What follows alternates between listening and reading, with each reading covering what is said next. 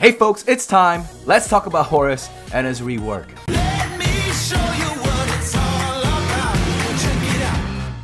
Hey folks, welcome back. My name is Zeals for all you new folks out there, and yesterday I've released a E5 Gustin video as well as the Mid-Autumn Festival event overview. So if you haven't checked that out, make sure you do so because you have broke all my personal YouTube records with that video. That was just, woo, you guys were really waiting for that video to drop. Wow, that Gustin, he's just disgusting, guys. I mean, no pun intended.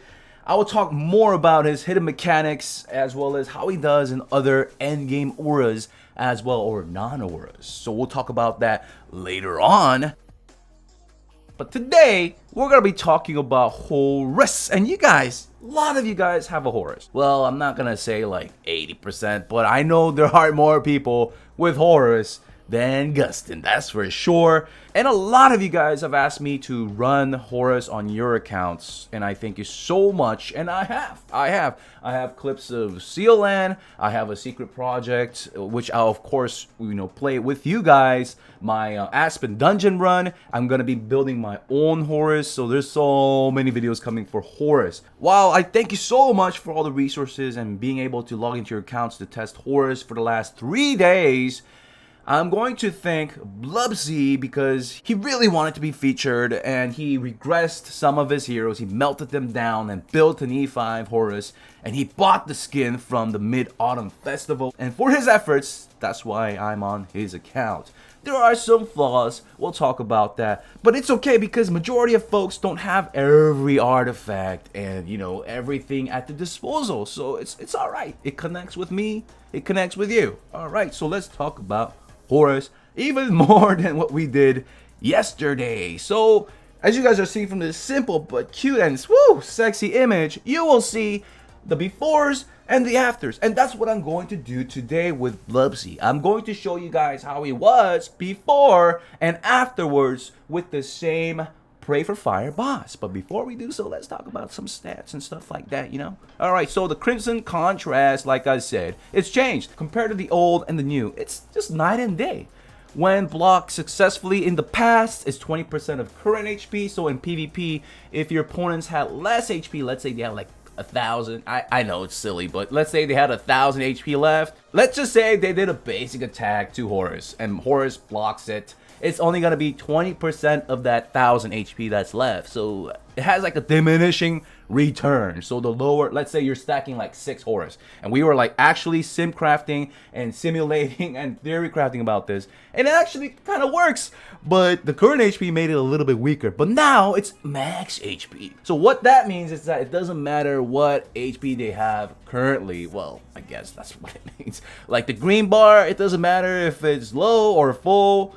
It doesn't matter, it's just going to be based on how much HP they're carrying when they came into the combat. So in max HP, that's what it means. So it does that, so it's 20%, it's 20%, it's 20%. You don't think that's a big difference, but there is a huge cap of 2,500 hundo of Horus's attack. Wow. So in PvE, this is going to be great. In PvP, this is great too because you can rock defensive artifacts. HP Blockstone, you can do whatever and it will not cap in PvP because like you need to be fighting folks that have 35 million combat HP for this to even matter. Current PvP, it's not gonna get capped, alright, unless of course there's huge amount of attack reduce on your Horus, but it's just not happening. Not only that, he breaks CC and it can be one CC effect, it just breaks all of them. But can it be reapplied right before Horus goes in PvP? Yeah. It doesn't make him CC immune for that entire round.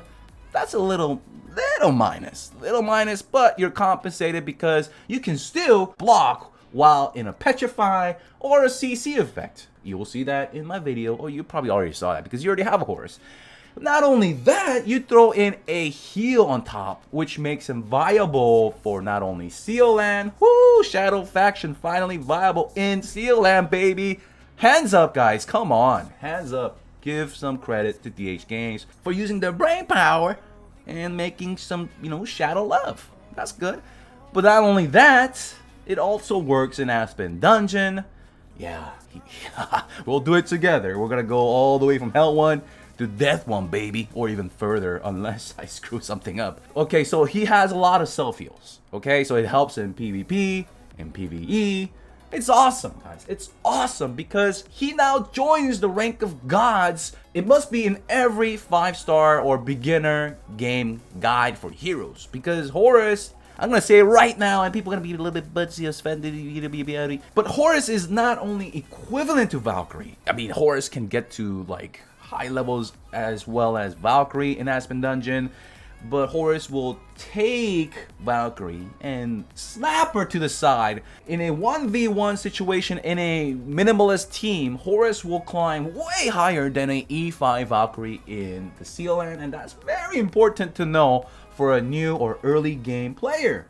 They have to aim their first E5 for a hero that's good in multiple aspects of the game. And not only that, Horus right now is performing really well in PvP, as well as in Broken Space, as well as Pray for Fire or guild bosses, because the earlier folks, they're on guild bosses because of the max HP. You just have an E5 Horus and you have like a bunch of 5-stars along with him and he'll do well. And yes, in the Brave Trials as well, he's gonna do well. I mean, like as good as Penny can. Well, Penny basic attack, if it crits, it just, you know, annihilates the entire team. That's why Penny does so well in Brave Trials. If you only have one E5, you rush that one E5 hero. But Horus can do pretty much the same because of the self-sustain. He can heal back up. Yeah, he's not gonna finish every fight at 100% HP because, you know, Penny can just wipe your enemies out with basic attack and it's just over. She doesn't even get dented. Yes, that's true, but Horus still has that tanky, buffy, you know, self-sustaining aspect, so he can still do well in Brave Trials. Of course, it depends on.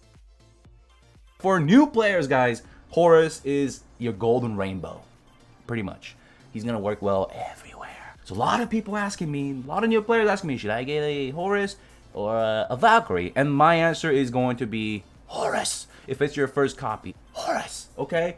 So that's my answer. If you disagree, you can disagree, but this is my opinion, and this is from the feedbacks as well as the 6-7 accounts that I played on with Horus in it. Alright, so let's move to the Descending Raven. So this has changed, right? I mean, you're gonna have more attack now whenever your allies do their active attacks. So keep this in mind, guys. I'm gonna talk about this a lot because this really changes the stone as well as his artifact choice. Because your allies doing their actives, like, you can't be so selfish, Horus. You gotta worry about your allies too, because they will feed your power. Yeah, they'll make Horus strong. So it's not 3% attack now, it's 5%. Woo! And it's not 3% control immunity and 1% crit damage. It is 2% crit damage, baby. It's doubled. But that CC immunity, it goes away, which is kind of sad. In the endgame PvE, it's kind of sad because by the important rounds, I'm talking like round 9, 10, you know what I talk about, the later rounds, he is completely CC immune by then. But, you know, you can't have everything in the world, right? I guess. Alright, so the first passive, zero change. Let's talk about the active attack. So the 206% of attack damage against 3 random enemies remains the same. The bleeds for 3 rounds remains the same. If the enemy is in the front line, deals an extra 15% of enemy's max HP, remains the same. But the cap is remain the same. And you know what? Everything just remained the same. But don't forget that. Don't forget the part where front line is max HP. Backline, 108% of crit damage. And this is where Pray for Fire as well as Broken Space and all of that stuff will have different stone choices because of that active, as well as his second passive, which is the Descending Raven, and his last passive as well. It's a big headache, but let's talk about it. Which stones and gear you should use per every building. And this is in general universally. Of course, it's going to depend on your server age or the rest of your comp, and I'll talk about that. So if you're in a relatively new server and you pumped out, you're a freak, and you pumped out an E3, E4, E5 Horus, and your mission is to clear night mode every other day, yeah, because you're a badass and you want to do that, then what you want to do in the Brave Trials, you want to go defensive. Like I said, in PvP situations, you're fighting against PvP folks, you're not going to get that last passive, the counterattack capped. So what you gotta rock is the HP block stone as well as the withered armor. Withered armor is the Shadow faction equivalent of fearless armor, and I think a couple of months ago it was given for free, I think. Don't really recall. Anyways, hopefully you can get that from the exclusive orange artifact shards this week. And that is going to help you. The damage reduce as well as the HP block is going to help Horus do everything. Not only to stay tanky, do counterattacks, and heal himself up, but do beefy damage. And as he survives longer and longer, you know, his second passive is going to kick in and just finish it. It's just going to be a Terminator effect. Yeah. So that's that. So what about the ZealAmp, boy? Where's the ZealAmp clips? I'm going to have that for you guys. I'm going to actually do it on my main account, but here's some clips. And while I show you the clips, let me show you guys in the screen what the best enabled skills are, as well as the stone and artifact, of course. And the best stone is going to be the same as Brave Trials. Use the HP block. And the artifact, you can use a couple of other things in the lower ones, but as you get higher, and if it's your only E5 hero, then you gotta rock the withered armor. Now, what about the Aspen Dungeon? He has enough attack, guys. You just need him to survive and need him to block so that he can heal himself back to self-sustain. So what's my answer? My answer is the same. Withered armor for his artifact as well as the HP block stone. So far, it's pretty simple. Okay.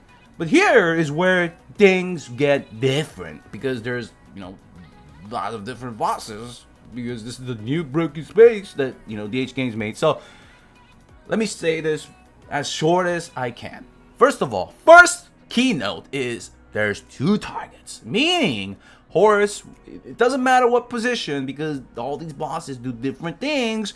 The most min-max optimal gearing will change per boss and your comp, because there's 2 targets and he needs to take hits, basics, and active attacks to trigger his last passive. If Horus is blocking like a machine gun, yes, block is very important.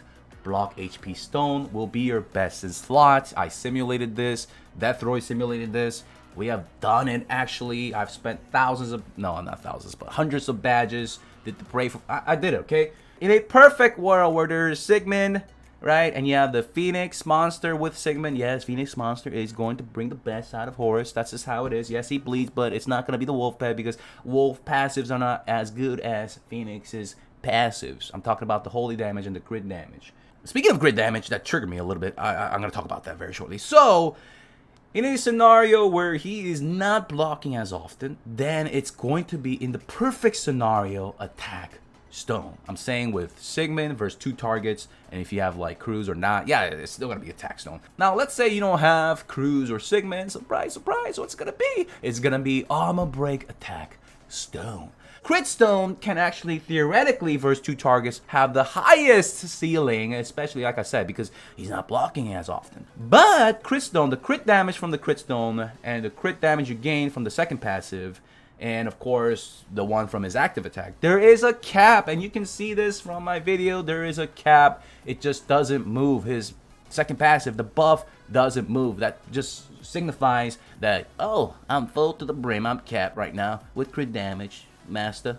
So that's what Horus is telling you. So he has a crit damage cap, but still he has the highest healing damage, because in the later rounds, that's where he's gonna pound, take the boss to downtown, guys.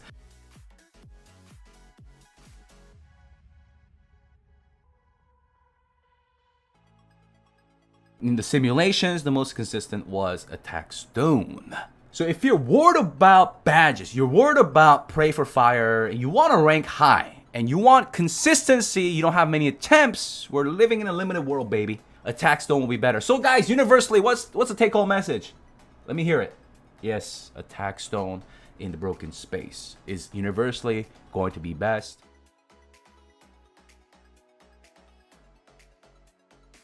Augustus can have a great effect, and Antlers King can have a great effect, And the anti-class artifact can have great effects if you can stack them, right? There's 2 mages there, and there is 2 warriors there, and there's 2 mages there, and whoa, there's a split there. Oh, there's a split there as well. So it really, it really depends, guys. All right, what about Pray for Fire, Zeals, which we're gonna do? Wait a minute, let's do this for Blubsy here. He's sleeping. He's like sleeping in. Yeah, it's Saturday morning for him. So Pray for Fire's 3 targets, multiple bosses. So let's say, for example, Kameth. Well, Kameth, right, guarantees 3 attacks to the back line.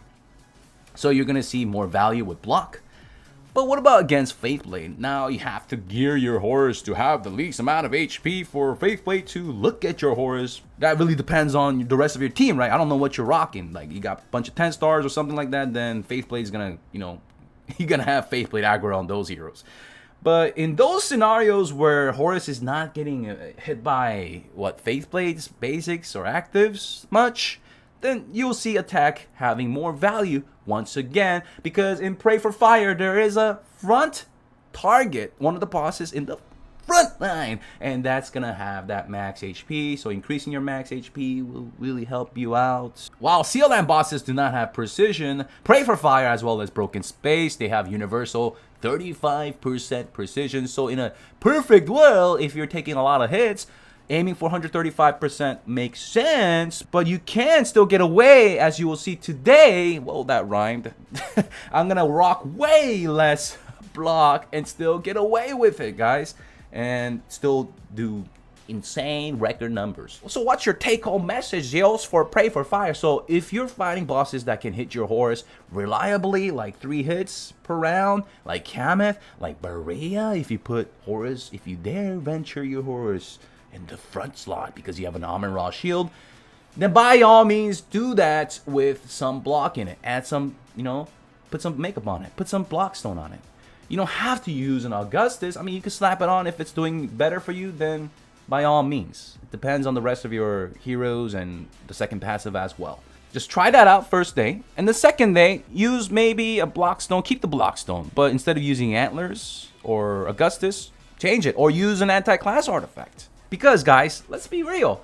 The counterattack damage is great, but it's his monstrous actives in the later round with the second passive synergy, which really depends on your allies as well, surviving and all of that stuff. So if they can fuel your Horus to give like 60 stacks, man, the last 3 rounds, he's gonna wail. He's gonna, he's not gonna spend in the game, but he's gonna attack the bosses for like 1/3 to 1/5 of the total damage that he really does, or even more. Like I said, it really depends. Like, if Horus is your only E5 hero with like a Heart Watcher up in there, you're not gonna get a lot of the second passives. So you need to rely on blocks to self-sustain, right? To heal back up and do his damage and live as long as possible to do his damage. And most of his damage is not going to come from his actives. It's going to come from his counterattacks, the last passive. So in that scenario, yes, block makes sense. Well, what about the enable skills, then? What about the Purify? Do you still need Purify in PvE? Yes, because like I said, in PvE, those bosses, they attack after all your allies do. So if your Horus gets CC'd and is not blocking, or it's not the 3rd block, then he's gonna sit an entire round in CC, and it's gonna be a Horus that is sad, as you'll see today.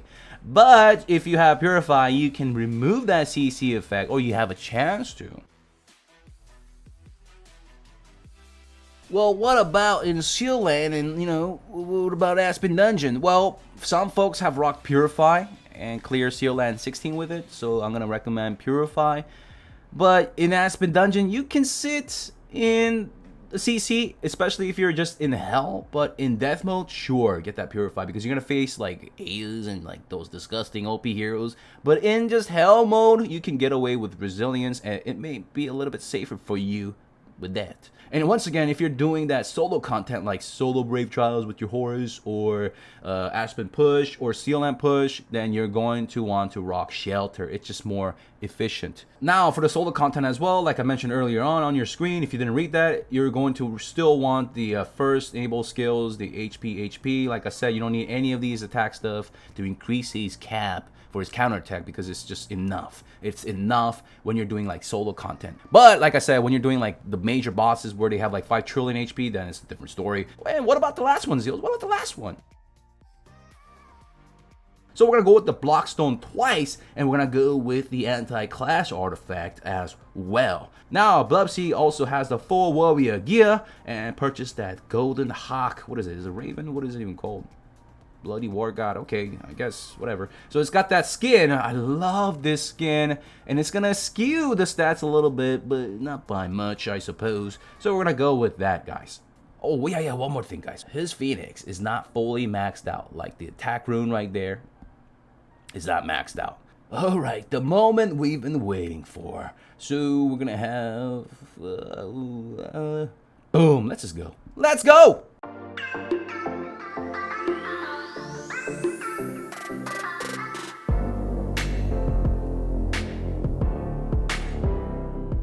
So in the early rounds, guys, I'm not gonna talk much because you need Horus to, well, not Horus, but his allies to cook him a meal. So every time they do actives, they're going to give him a stack, and we need this to ramp up. That's all we're gonna wait for here. And Purify just removed that Petrify, baby, and Cruz gave that energy. Woo-hoo-hoo. All right, I'm gonna shut up.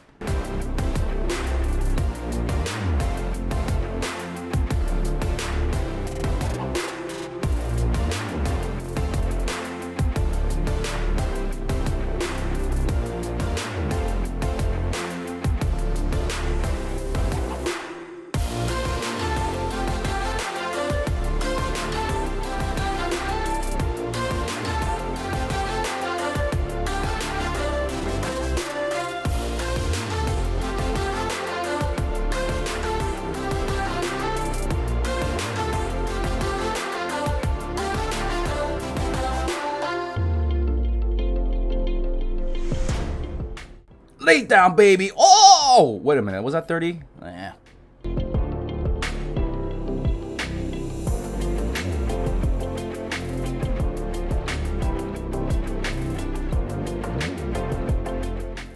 Here we go. Here we go. What you gonna do? What you gonna...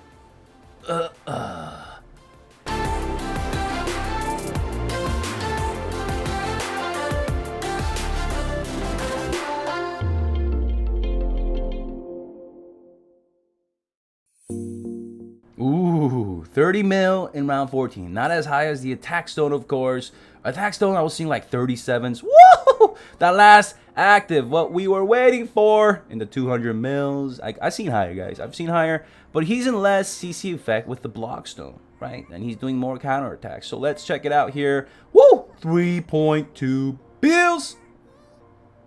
Now, did he break my personal record? That was a good run, guys. We had a lot of energy from Cruz. And the Purify removed a lot of the CC effect, and he blocked a lot as well. That was a good attempt, and we were able to scratch 2.26 billion anos. Yeah. Good. Let's do one more. Let's do one more. Shall we skip? No. Let's just fast forward the beginning, watch the later rounds. Because it's Horus. Who doesn't love watching this bird? Did you see that, guys? Mwah! 343 blocks. I don't even have 135% block right there. 343 again. Good job, Horus. I need to stop shouting. I think my neighbor's gonna knock on the door. They're like, yo, Zeals, shut up.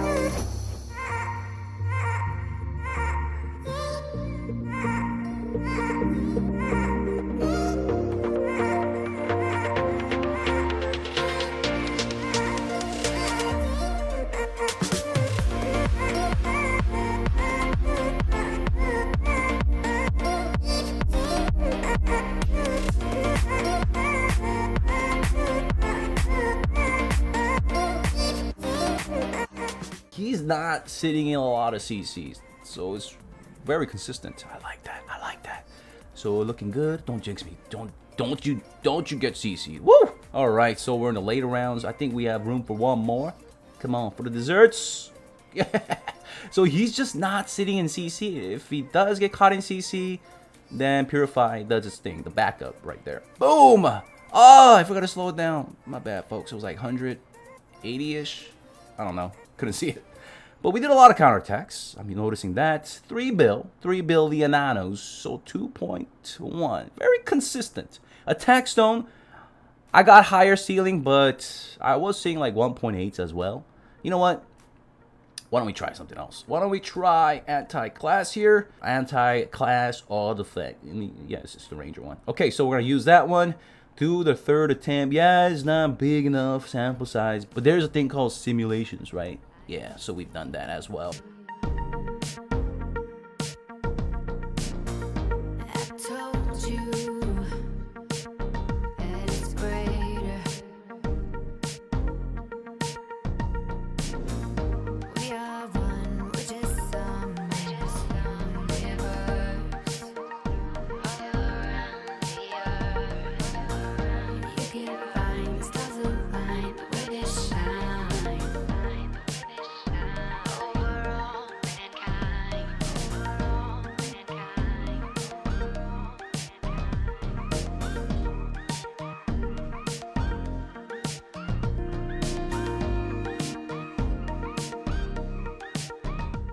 If you have Dasmog and Omnivore who can do actives like every round, or even that Dark Arthendo, not Daz Arthendo, but Dark Arthendo. If you have a Dark Arthendo that can do an active every round, then it's gonna really help Horus out, ramp up his second passive. Yeah.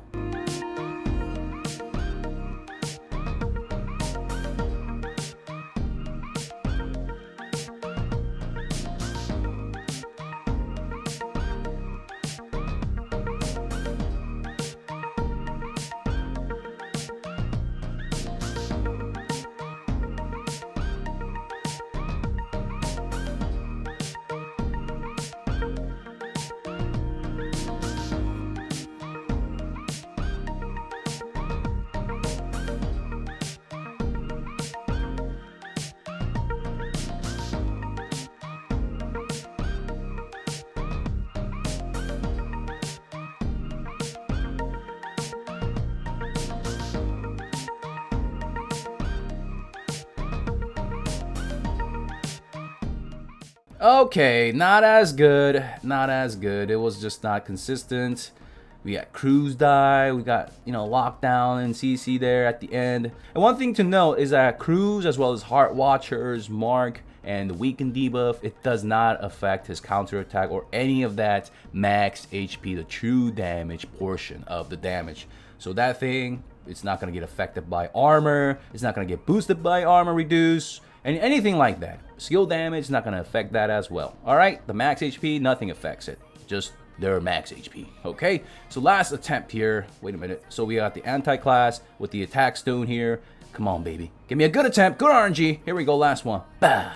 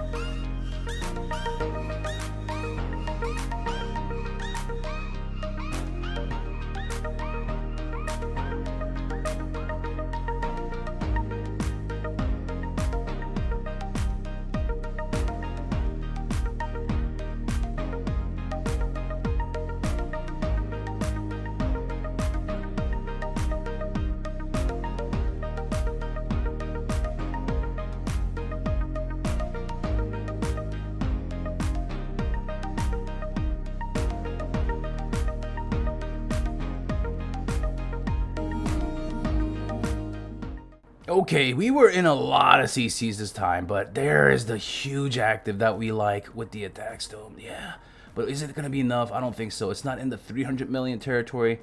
Yeah, with the anti-ranger artifact, we're not seeing that, but it's okay. Let's fast forward this. We're not seeing any more. Well, we'll see some counterattacks here. Can we block? Yeah, so 34 mils. The highest I saw on this account was like 37. I've seen a little bit higher with a max Phoenix monster. He doesn't have that attack rune maxed. So 3 billion nanos and 1.8 with attack stone and the anti-ranger artifact. So you got to gauge it like on your own, like the old Horus, like a sports car. You need to watch the fights and see what's happening. Is it mostly coming from the counterattack damage, or is it mostly from his active attacks in the rounds 12, 13, 14, and 15? And how much time he's spending under CC, how many times that he is getting hit or not. So that really depends. All right, guys, so I hope you guys learned something new. Hope you guys have fun. And for you Gustin lovers, I have some really detailed stuff like Amon-Ra shields, poof, and removing buffs, things like that. You guys wanted to see that stuff? And some PvP action in other auras other than triple Oberon. I got you guys. So make sure you subscribe, smash that like button, and stay tuned. Hit that bell notification because I'll be hitting you with another video. You don't know when. So I'll see you guys then. I'm out for now. Peace.